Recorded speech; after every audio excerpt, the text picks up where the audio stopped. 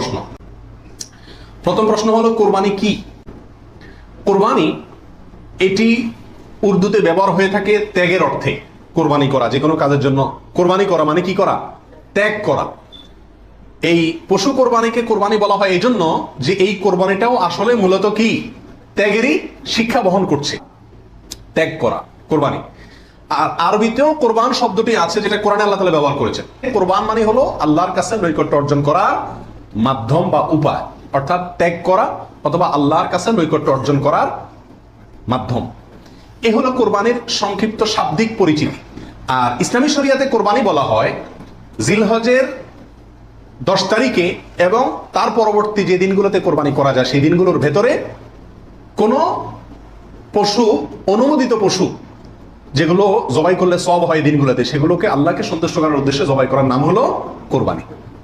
এ হলো ইসলামী শরিয়ার পরিভাষায় কোরবানির মোটামুটি একটি সংজ্ঞা।